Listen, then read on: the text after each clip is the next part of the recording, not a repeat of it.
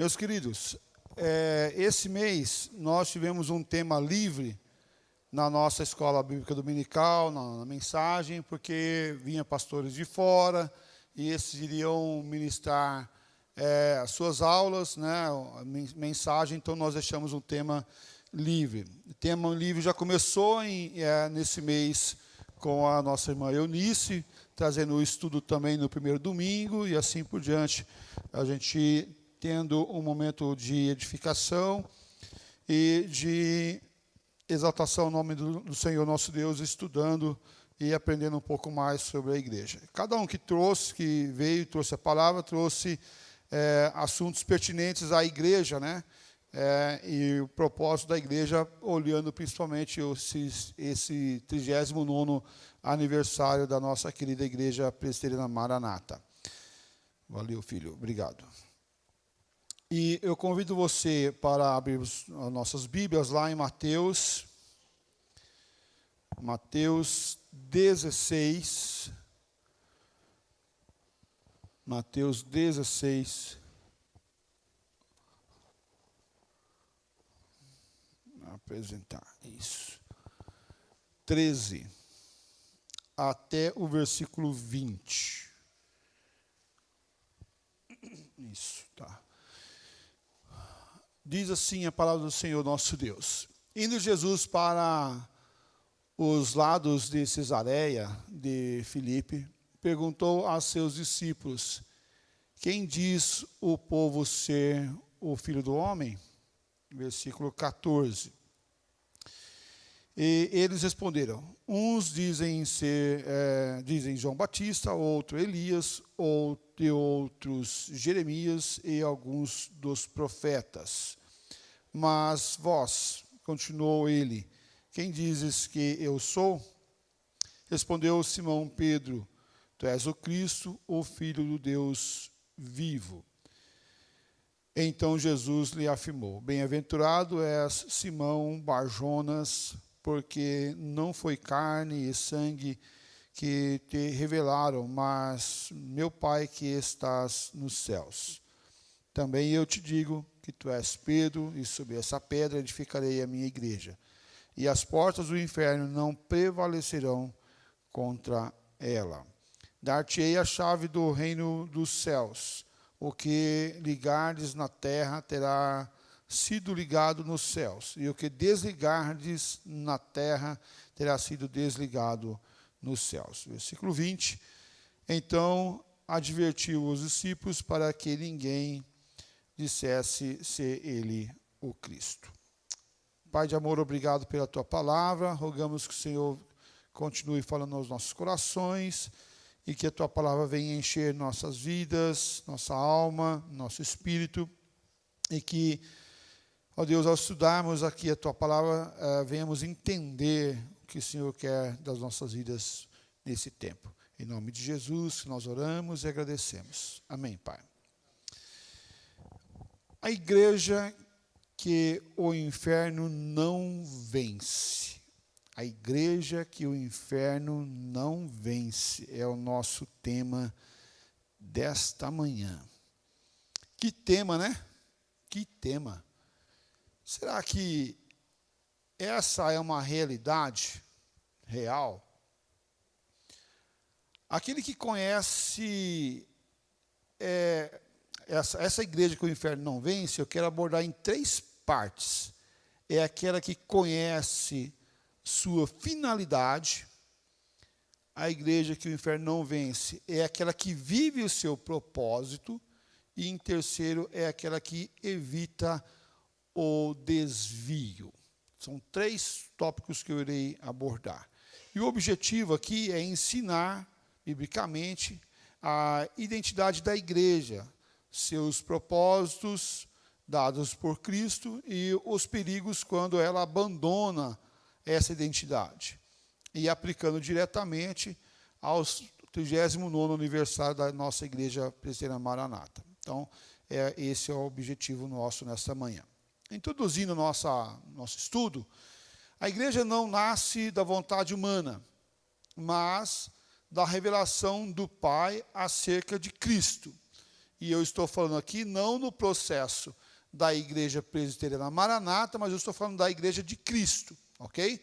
Então, a igreja, ela não nasce porque alguém falou assim, olha, a gente precisa ter um lugar para a gente reunir, cantar música, para a gente comer uma feijoada junto, comer uma macarronada, para a gente ir para algum lugar e ouvir alguém falar alguma mensagem. Acho que a gente vai chamar isso de igreja. Não foi alguém que sonhou com isso, não foi uma pessoa humana que sonhou com isso, mas ela nasce da vontade e da revelação de Deus Pai acerca de Cristo. Então, quando nós falamos de igreja, nós estamos falando de um projeto divino, não de um projeto humano, tá? Não no projeto humano. Ah, mas ela é imperfeita, pastor. Ok, por quê? Porque ela tem os imperfeitos, né? Que somos nós. Mas quem que é o cabeça da igreja? É Cristo, que é o quê? Perfeito, ok? Temos essa natureza, essa identidade de Deus Pai sobre nós. Então, ela não nasce da vontade dos homens, mas ela nasce da vontade de Deus. Ela não se sustenta em força humana. Não é com o nosso braço que a gente sustenta essa igreja. Mas ela é sustentada pela a edificação de Cristo. A igreja, ela é edificada, a sua edificação é por Cristo, e esse Cristo que morreu e ressuscitou, do Cristo ressurreto. É Ele que sustenta a igreja. Não são os alicerces. E a igreja é muito mais do que as paredes. É muito mais do que uma propriedade.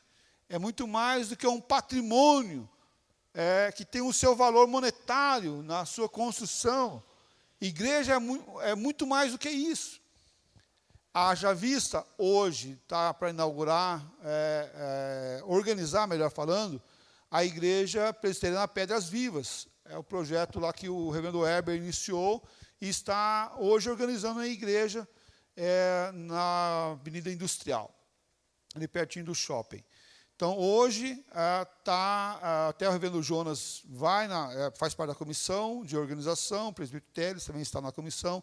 Eles estarão indo lá às 11h30 para a organização da congregação Pedras Vivas em igreja organizada.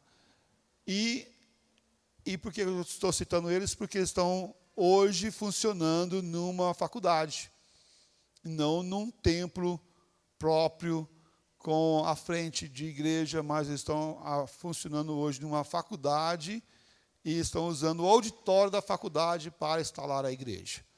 Algumas igrejas funcionam em hotéis. Ah, mas porque a igreja não é parede, a igreja não é construção, a igreja é muito mais do que parede de construção. Muitos têm templos locados, e tudo bem também por isso. Ah, mas a igreja presbiteriana tem que ter tempo próprio, sede própria. Não, onde está isso nas Escrituras? É bom que seja, né, porque não paga aluguel. Mas a igreja é muito mais do que isso, é muito mais do que paredes. A sua edificação, ela é espiritual. Também a igreja, ela não age por impulso humano, mas pela autoridade concedida do céu. Nós estamos aqui para pregar o Evangelho, não porque nós achamos que devemos pregar o Evangelho, mas porque nós temos uma autoridade para pregar o Evangelho e uma ordenança de pregar o Evangelho a toda criatura, até os confins da terra. Esse é um processo. Portanto, a única igreja invisível é aquela totalmente centrada na pessoa e na obra de Cristo. E aqui nós temos uma pergunta para a nossa igreja. Estamos vivendo como a igreja que Cristo prometeu sustentar, ou como uma igreja que Ele precisou corrigir? Estamos vivendo como essa igreja que Cristo prometeu sustentar, ou estamos vivendo como uma igreja que precisa ser corrigida? Qual a igreja que nós estamos tendo e como nós vamos caminhar? Esse é o processo. E eu acho que algumas vezes nós somos as duas coisas. né, trazendo essa resposta aqui. Nós somos essa igreja que é sustentada, mas também a igreja que é corrigida também, porque sempre é tempo de corrigir a rota. Sempre é tempo de corrigir a rota. A igreja que o inferno não pode parar é o nosso tema. Em primeiro lugar, quero falar aqui da finalidade da igreja. Qual o propósito? Nós temos por base os versículos 13 a 17 de Mateus 16. Vamos lá. Está aqui. Por favor, Valdemir, leia para nós lá. Saiu ali? Saiu ali. Dá para ler? Ok. Isso, por favor. Indo Jesus pelas bandas de Cesareia de Filipe, perguntou aos seus discípulos: Quem diz o povo ser o Filho do Homem? E eles responderam: Uns dizem João Batista, outros Elias, e outros Jeremias ou algum dos profetas. Mas vós, continuou ele, que dizeis que eu sou? Respondendo Simão Pedro, disse: Tu és o Filho do Deus vivo. Então Jesus lhe afirmou: Bem-aventurado és, Simão Bar-Jonas, porque não foi carne e sangue que te revelaram, mas meu Pai que está no céu. Amém. Pedro declara a verdade mais importante que sustenta a igreja. É uma confissão. Tu és o Cristo, o Filho do quem? Do Deus vivo. Quem tu és? Olha, você é o Cristo, o Filho do Deus vivo. Essa é uma declaração fundamental para a igreja de hoje. Tu és o Cristo, o Filho do Deus vivo.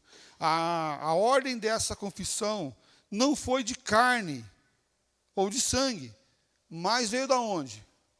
De quem? Do meu Pai, que é Jesus que está falando. Então veio de Deus. Essa declaração veio do próprio céu para as nossas vidas.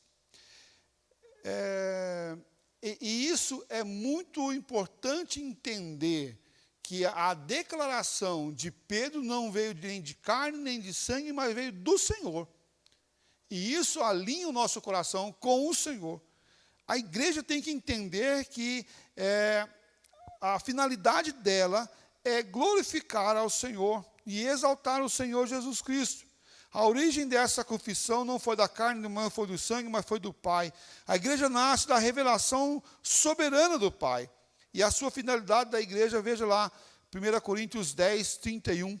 Ô Paulo, dá uma observada no notebook, eu acho que ele entrou em modo de espera lá, ó, porque ficou tempo sem operação, sem projetar nada. Dá uma olhada lá, eu acho que se mexer no cursor dele ali, ele já deve aparecer a tela novamente. Acho que já foi. 1 Coríntios 10, 31. Vamos ver se vai. Opa, isso daí. Se fica um tempo sem mexer, ele entra em modo em stand-by, né? Diz assim, 1 Coríntios 10, 31. Portanto, quer comais, quer bebais, ou façais outra coisa qualquer, fazei tudo isso para quê? Para a glória de Deus. Então, a igreja, ela tem uma finalidade. Qual que é a finalidade? Glorificar a Deus. Glorificar a Deus. Esse é um processo que a igreja deve caminhar constantemente, no processo da glória ao Senhor nosso Deus. Essa é a nossa finalidade. Olha o que diz Efésios 1, 22 e 23. Efésios 1, 22 e 23. Quem pode ler para nós aí?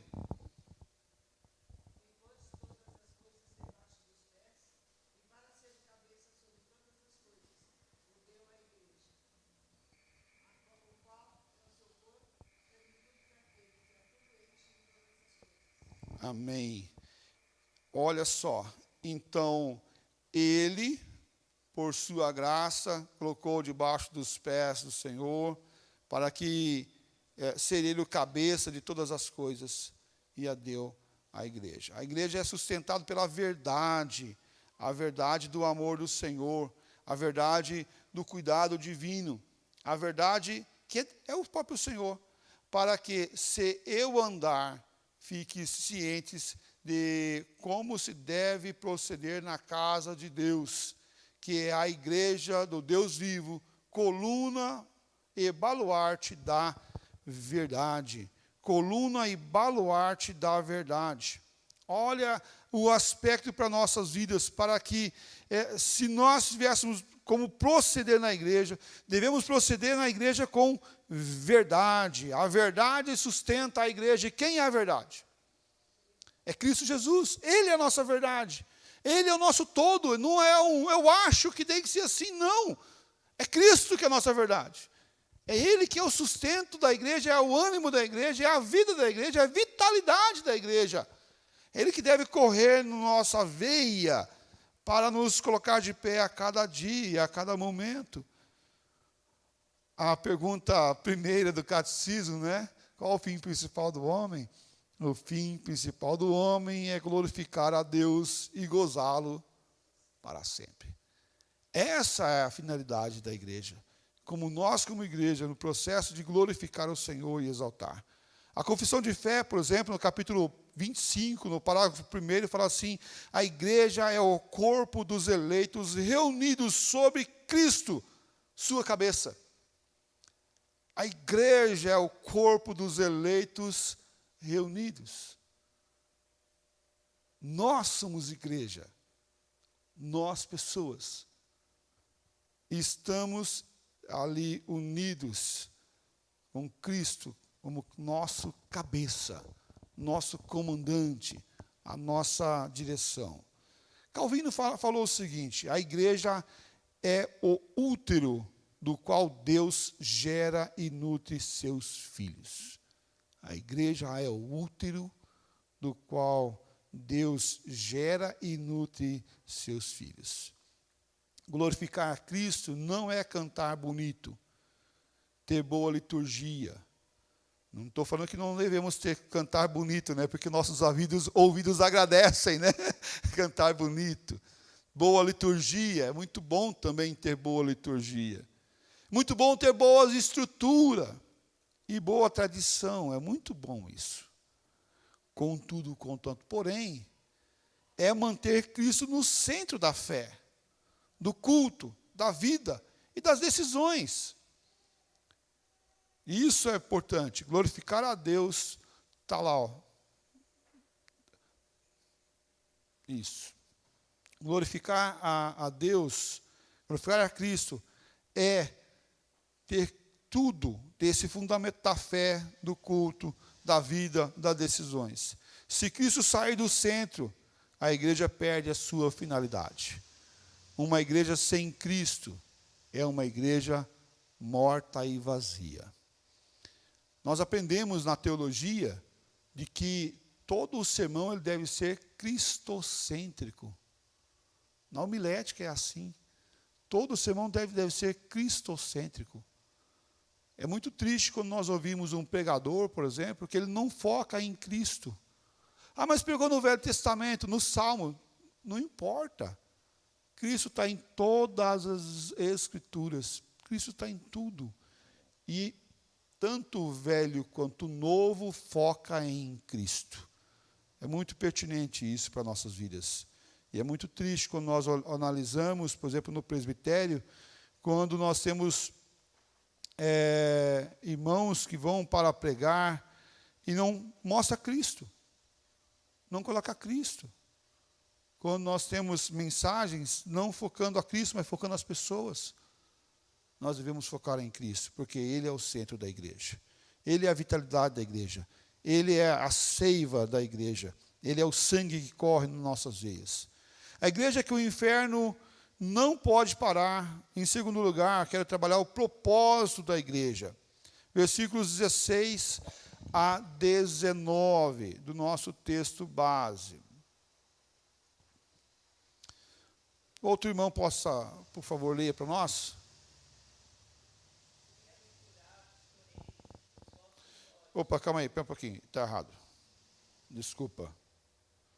Foi no texto errado aqui. É esse daqui. Isso. Perdão.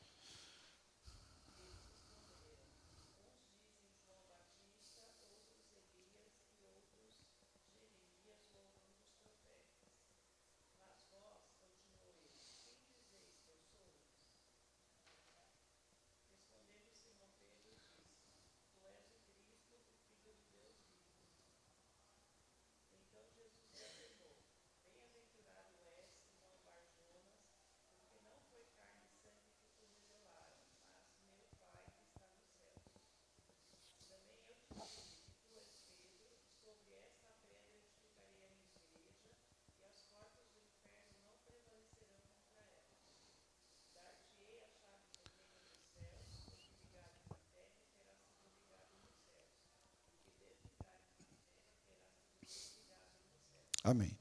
Olhando esse texto, Jesus ele revela 3 propósitos para a igreja, de forma direta. Tá? O primeiro propósito é confessar a verdade sobre Cristo.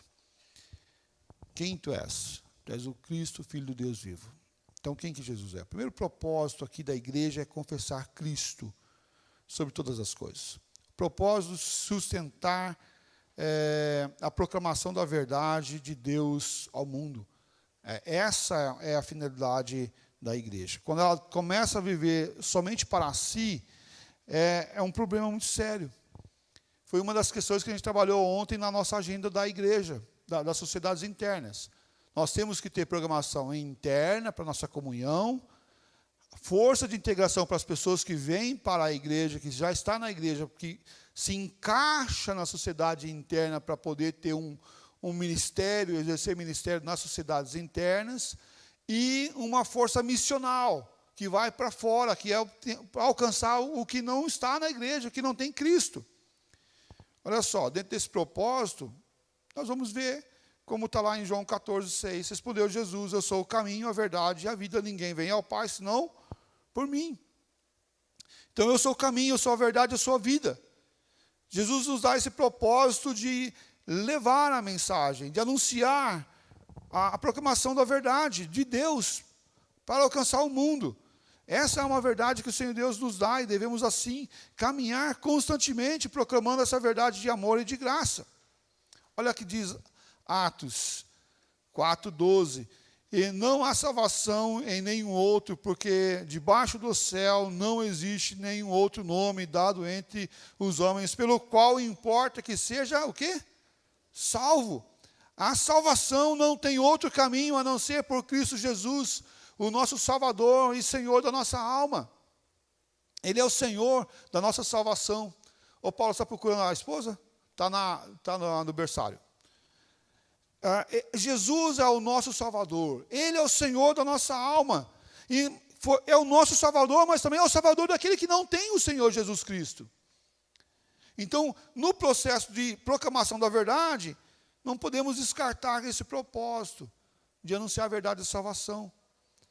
É proclamar a verdade de Deus ao mundo.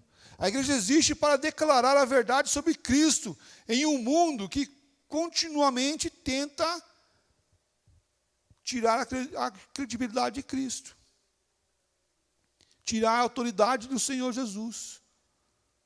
A Denise, pouco tempo atrás, numa peça, ela falou que as escolas estão deixando de falar depois de Cristo. A falar como? Era comum e antes da era comum. Agora não é mais depois de Cristo e antes de Cristo. Agora era comum, depois da era comum e antes da era comum. Por quê? Porque quer tirar de qualquer jeito Cristo da história. A começar de ensinar pelos nossos pequenos. O depois de Cristo, o DC já tem deixado, e o AC tem deixado. Por quê?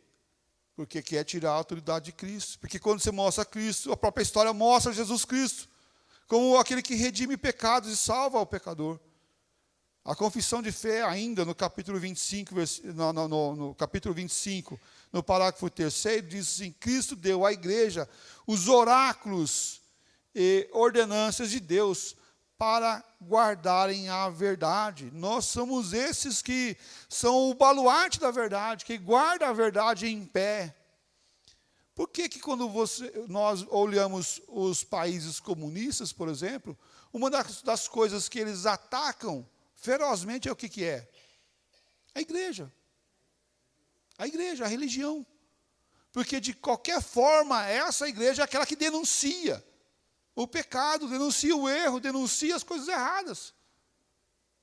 Por que países de tradição e de política comunista atacam as igrejas? Por isso.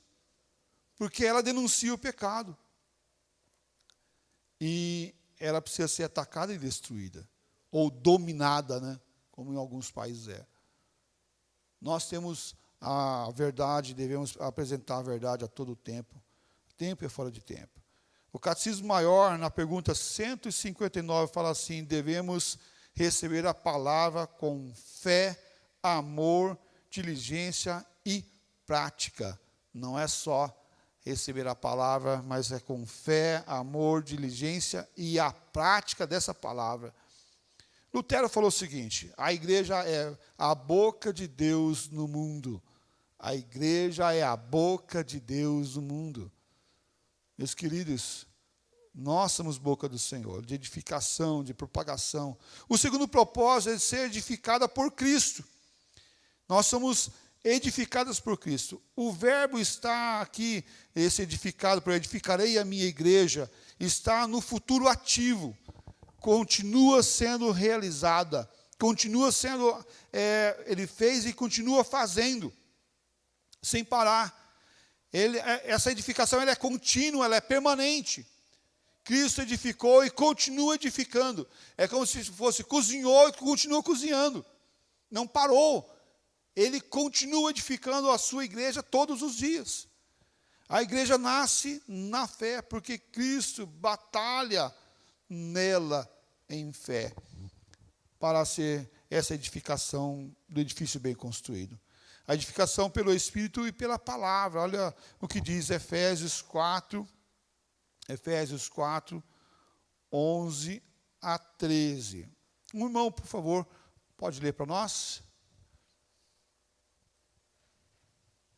E ele mesmo concedeu uns para apóstolos, outros para profetas, outros para evangelistas e outros para pastores e mestres, com vistas ao aperfeiçoamento dos santos para o desempenho do seu serviço, para a edificação do corpo de Cristo, até que todos cheguemos à unidade da fé e do pleno conhecimento do Filho de Deus, à perfeita varonilidade, à medida da estatura da plenitude de Cristo. Amém. A edificação é dada pelo Espírito Santo. Ele concedeu uns para apóstolos, outros para pastores e mestres, com vista ao aperfeiçoamento dos santos, até que todos cheguemos à unidade da fé e do pleno conhecimento do Filho de Deus. Essa edificação, ela é pela palavra, a pregação da palavra. É a palavra que edifica a igreja, e quem aplica a palavra é o Espírito Santo em nossas vidas. A edificação através dos meios de graça, como lá em Atos 2:42, e perseveravam na doutrina dos apóstolos, na comunhão, no partir do pão e nas orações. Essa edificação é para a glória do Senhor Jesus Cristo. O Catecismo Maior, o breve catecismo, na pergunta 88, fala assim: os meios de Cristo usa para edificar a sua igreja são a palavra, os sacramentos e a oração. A palavra, o sacramento, que é o batismo e a Santa Ceia, e a oração ele usa para a edificação da sua igreja, a construção da sua igreja. João Calvino ele falou também: fora da igreja não há salvação. Por quê? Porque a igreja é esse corpo de Cristo Jesus, unido para a glória do Senhor Jesus Cristo. Devemos olhar e ver a igreja como esse ponto muito importante. Ouvi uma vez uma pessoa falar de uma ilustração, e eu achei muito pertinente, muito interessante. Ele citou o seguinte: a igreja é como a arca de Noé. Já ouviu essa comparação? Da arca de Noé. Pensa lá, você está com aquele monte de animais lá dentro da arca de Noé. Monte de animal, certo? Tem bicho, tem vaca, tem boi, tem zebra, tem elefante, hipopótamo, um monte de bicho.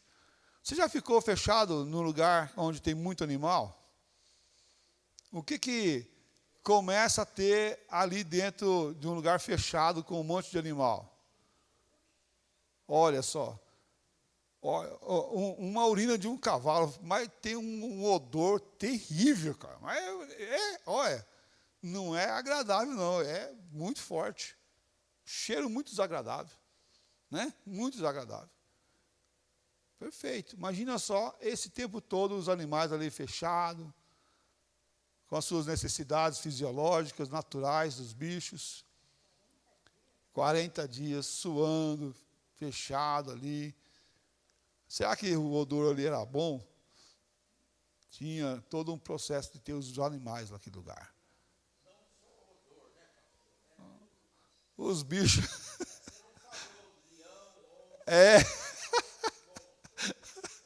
Né? O urso, olha, verdade.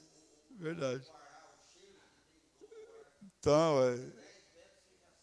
bem isso mesmo. A onça, você sente o cheiro de longe também. O odor dela de longe. Então, lá tinha todas essas questões. Mas fora dela tinha o quê? Fora da arca. Não, fora da arca, o que tinha? A água, a inundação, tinha o quê? Morte. Não tinha vida. Todos que estavam fora da arca, o que aconteceu? Morreram. Mas não tinha vida fora da arca. Todos estavam mortos.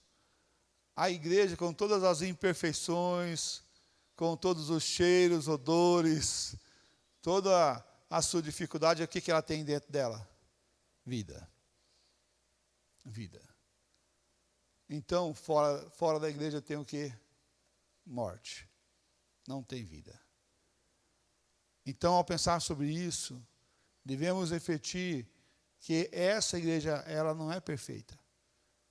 Seu 39º aniversário, no seu 40º aniversário, no seu 100 e sei o que aniversário, ela não vai ser perfeita. Mas fora da igreja o que tem? Morte. Não importa o tempo, ela sempre vai ser imperfeita. Mas fora da igreja, ela é morte. E eu não estou falando que a igreja Presbiteriana Maranata é o único caminho para a salvação, tá, gente? Por favor, não é isso. Nós estamos falando de uma igreja local. Se for para ter uma outra, ok, tudo bem. A igreja como o corpo de Cristo, bem isso. Esse processo, a vida dentro da igreja, fora da igreja, a morte. O terceiro e último propósito aqui exerce a autoridade de Deus, do reino de Deus. Dar-te-ei as chaves dos céus. A igreja ela recebe a autoridade do reino dos céus. A igreja abre a porta do reino, pela pregação fiel da palavra, pela disciplina bíblica, pela advertência dos irmãos, pela administração dos sacramentos, pelo testemunho dos santos. Essa igreja tem o papel crucial de anunciar a verdade da salvação e de edificação do reino do Senhor Jesus Cristo sobre a terra. Jesus aproximando-se, falou dizendo: toda a autoridade me foi dada no céu e na terra. Ide, portanto, fazer discípulos de todas as nações, batizando-os em nome do Pai, do Filho e do Espírito Santo, ensinando-os a guardar todas as coisas que vos tenho ordenado, e achareis descanso todos os dias e estarei convosco todos os dias até a consumação do século. O processo para a nossa vida é um processo de edificação. Toda a autoridade me foi dada no céu e na terra. Jesus tinha autoridade para isso. E ele, com a sua autoridade, disse: então eu dou a vocês essa autoridade para vocês irem fazer discípulos, para vocês ensinarem a guardar todas as coisas que eu vos tenho ordenado. Jesus, ele deu essa autoridade a nós para ensinarmos, para pregarmos o ano aceitável do Senhor, a salvação do Senhor para com os perdidos. Aquele que pratica o pecado procede do diabo, porque o diabo vive pecando desde o princípio. Para isso se manifestou o Filho de Deus, para destruir o quê? As obras do diabo. Então, o processo aqui para a nossa vida e o processo de levar o reino dos céus é quebrar a obra do diabo, de viver no pecado.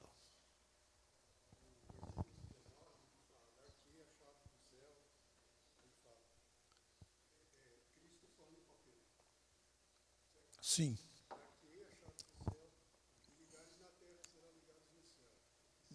desligar na terra.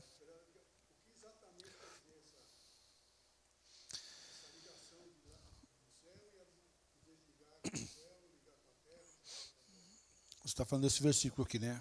Dar-te-ei as chaves do reino dos céus, o que desligardes. Melhor.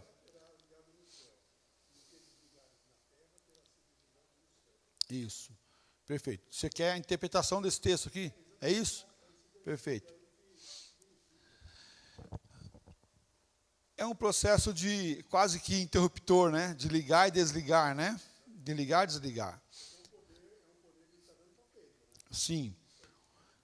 Mas não só para ele, mas ele fala da igreja dele, da igreja de Cristo. Tá? E ele faz aquela, tu és Pedro, tu és uma pequena pedra, um seixo, Pedro quer dizer isso, pequena pedra, e eu sou a pedra angular, a pedra rejeitada, a pedra grande. Então, tu és Pedro, e sobre essa pedra edificarei a minha igreja. Então, tu és uma pequena pedra, pequenininha, mas olha só, sobre essa pedra eu vou edificar a igreja de Cristo. O processo dele dar o reino dos céus, vamos pensar aqui, o processo de ligar e desligar. Como que nós ligamos? Nós ligamos com essas três coisas que a gente citou aqui. O processo de pregar, o processo de orar e o processo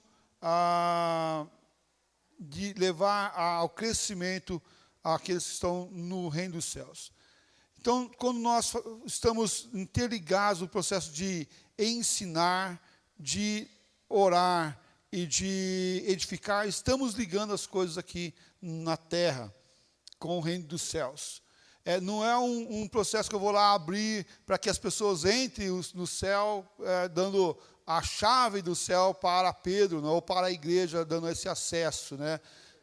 Senão ele vai. Então Pedro tem condições de salvar ou não salvar. Mas a salvação não é pela graça, é um processo da graça. Então eu tenho o processo de ensinar aqui aquilo que o Senhor já me revelou, processo de orar, de clamar, de edificar a igreja do Senhor Jesus Cristo nesse processo da caminhada diária. Mas se eu deixar de fazer também, vou deixar e vou reter as bênçãos do Senhor sobre a igreja e sobre o povo de Deus. Isso fica muito claro quando a gente encontra alguém e fala, ora por mim.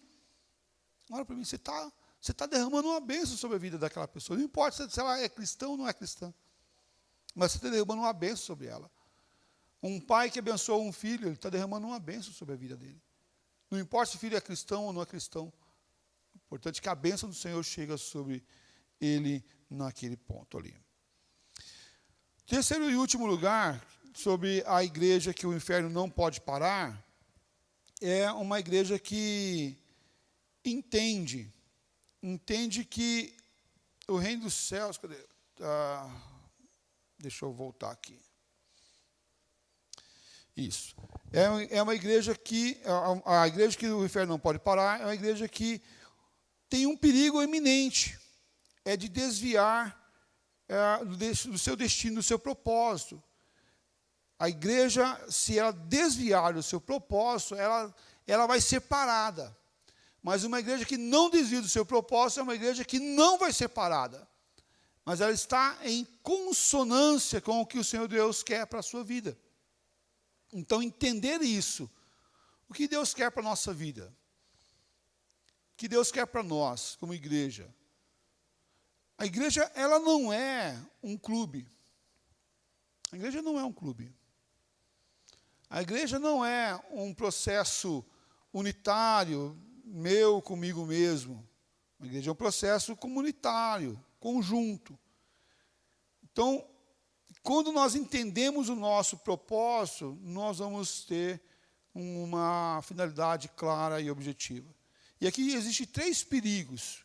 Quando a igreja para de confessar a Cristo, ela vai ser parada. A sua doutrina ela se torna uma doutrina superficial, uma relatividade, ou seja, ela começa a pregar uma heresia.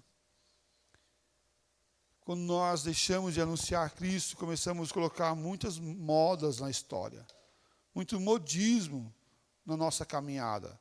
E não é isso que Deus quer da nossa vida como igreja. Quando ela começa a viver de eventos e programações apenas, ela deixa de ter Cristo. E o que nós devemos fazer?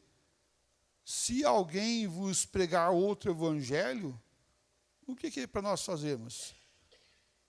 Olha, não é para nós acatar isso, não, seja anátema. É para nós buscarmos a verdade do Senhor. Nós não podemos deixar Cristo de lado. Nós temos um perigo iminente.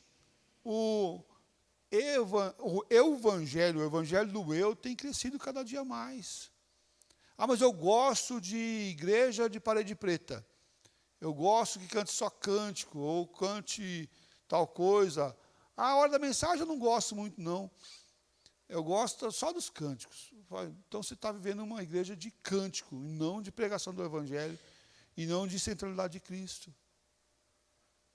Não é no que eu gosto, é o que Cristo quer. E quando nós desviamos o nosso objetivo de confessar Cristo, caímos num perigo complicadíssimo. Por isso que tudo nós devemos ter Cristo no meio.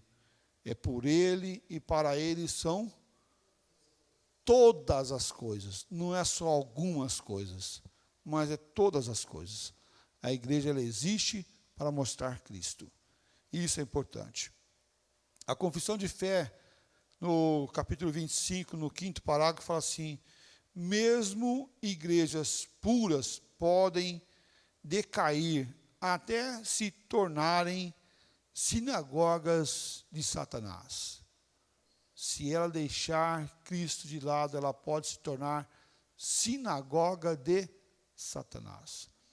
Nós vemos igrejas que tempo atrás estavam firmes no Evangelho puro e simples de Jesus Cristo, e que agora têm aceitado o modismo contemporâneo, fazendo atualização das Escrituras, atualizando a Bíblia. Para quê? Para acatar esse modismo aí do homossexualismo, por exemplo, identidade de gênero, do movimento feminista, pastora, presbítera, bispa. Pensa um tempo atrás, quantas você ouviam falar de pastora, por exemplo? 10 anos atrás, 20 anos atrás. Começa a pensar ali, começa a regredir na tua mente. Nós tivemos, na década de 90, o movimento das comunidades, por exemplo, que houve um rompimento com as igrejas tradicionais. Surge esse movimento. Nesse mesmo período, a igreja independente, ela, um pouco mais para frente, 2000 ali, alguma coisa assim, 99 mais ou menos, ela oficializa a ordenação de mulheres a presbítera. Um movimento crescente dentro da igreja presbiteriana independente, que há pouco tempo atrás foi uma igreja muito fiel às Escrituras, fiel à teologia, fiel à Bíblia, a palavra do Senhor. Começa a entender que agora precisa atualizar, precisa fazer uma interpretação da Bíblia, porque a Bíblia é um livro histórico e precisa entender o que era lá, o que é agora. Não, meu irmão, a interpretação bíblica é a mesma, ontem e hoje vai ser sempre. Não podemos cair no modismo, deixar Cristo de lado, e quando nós deixamos Cristo de lado, começamos a inventar coisas. Esse ano agora, uns 2 meses atrás, nós tivemos uma reunião com o reverendo Roberto, que ele pregou lá na Pamplona, e ele falou de forma muito clara isso, o reverendo Roberto Brasileiro, presidente do Supremo Concílio hoje, que a igreja presbiteriana, ela interpreta a Bíblia pela Bíblia e não pela sociologia. E se nós formos interpretar pela sociologia ou pela sociedade, nós vamos cair nesses mesmos erros. Nós temos que interpretar a Bíblia pela própria palavra, pela Bíblia e não no contexto social que nós vivemos hoje. Porque aí nós vamos cair nos modismos, nos medos dessa terra. O segundo perigo é quando a igreja rejeita a edificação de Cristo. Ela fica imatura, ela aceita a divisão, ela começa a viver a carnalidade, o modismo da época. Agora tem que ter, a igreja para ser abençoada tem que ter parede preta, ou tem que ter as danças espontâneas, ou tem que bater palma, ou não tem que bater palma, ou tem que ter tal instrumento, tem que ter o chofar, né? O instrumento feio, tem um som horroroso, aquele instrumento, o chofar, né? Muito feio. Olha, nada disso é importante. Nós devemos parar de olhar aquilo que não é Cristo, aquilo que não edifica. Porque senão vamos cair nessa imaturidade. Vamos ver o processo de divisão interna. É tão bonito quando a gente senta na mesa para conversar sobre a agenda da nossa igreja e a gente começa a ver as sociedades internas trabalhando para o conjunto. Ninguém senta na mesa ali, né, Denise, para dizer, a minha data tem que permanecer porque eu sou, né, o melhor aqui. Não, todos estão ali, quando tem um conflito de data, todos, vamos ver aqui, dá para puxar o teu para cá, dá para puxar o teu para lá, olhando o bem-estar da igreja de uma forma madura e não de uma forma imatura. Porque o imaturo fala assim, eu não arredo daqui, eu não saio, eu não dou marcha ré, eu não vou ceder. E aí fica dois imaturos brigando. Vai para onde isso daí, gente? Não vai para lugar nenhum. A gente não pode ficar ligado a isso. Tem que ter essa maturidade. Quando a igreja rejeita a edificação, quer viver sempre bebê, é um perigo muito sério. Terceiro perigo, quando a igreja não exerce a autoridade. Tem uma omissão pastoral, uma tolerância do pecado, uma confusão espiritual. Nós não podemos permitir o pecado alojar nossas vidas, e muito menos a nossa igreja. Todos os pecados devem ser tratados, todos os pecados devem ser confessados, e nós devemos ter uma centralidade espiritual para nossas vidas. Eu fico muito preocupado quando irmãos da nossa igreja vai procurar fulana para orar, por exemplo, ou ciclana para orar, de fora da nossa comunidade, de fora da nossa igreja. Eu não tenho problema, meus irmãos, mas você acha que está certo? Não acha que tem que buscar o teu pastor para orar por você? O teu presbítero para orar por você? Pessoas que estão com autoridade sobre você, e vai lá numa outra igreja, algumas vezes até comunidade, algumas vezes irmãos de presbiterianos, mas vai lá para uma pessoa de fora, orar por você, e a gente vê que aquelas pessoas têm um movimento pentecostal sobre ela. É muito complicado, meus irmãos. Tempos atrás, o irmão estava falando, aí veio aqui uma pessoa aqui e orou por mim, a irmã fulano de tal trouxe uma irmã que orou por mim na minha casa aqui, e falou assim, tá, mas você não tem pastor, não? Eu falei para o irmãozinho, você não tem pastor, não, irmão? Se você não tivesse amizade com o teu pastor, falaria, tudo bem, mas você tem amizade com o teu pastor é o pastor presente. Você não tem amizade com ele? Você não pode falar isso para ele? Não, aí que ele viu que ele tinha falado. Não, é que... não, o senhor é meu pastor. Eu falei, então... Olha, para de ficar ciscando em terreiro fora aí, comendo coisa que você não sabe que está sendo aplicado lá. Lá em Curitiba, a gente tinha uma congregação e uma irmã lá da igreja começou a ir lá numa oração de uma pessoa lá que fazia num lugar lá. E ela veio falar comigo toda animada, falou assim, olha, isso vai dar ruim, isso está errado. Ah, mas porque ela faz uma oração bonita. Falei, olha, cuidado. Aí passou um tempo, levou um bom dinheiro dela fora. Quando ela chegou lá no dia, não tinha, estava lá aluga assim na porta. Né? Por quê? Porque charlatões. Algumas pessoas são até próximas de nós, não são charlatões. Mas a gente deve ter uma centralidade espiritual sobre nós. É um processo espiritual. Você tem o teu pastor, você tem os teus presbíteros, você pode chamar eles para fazer isso também, em nome de Jesus. Olha o que diz Apocalipse 2:20. Apocalipse 2:20. Quem pode ler para mim?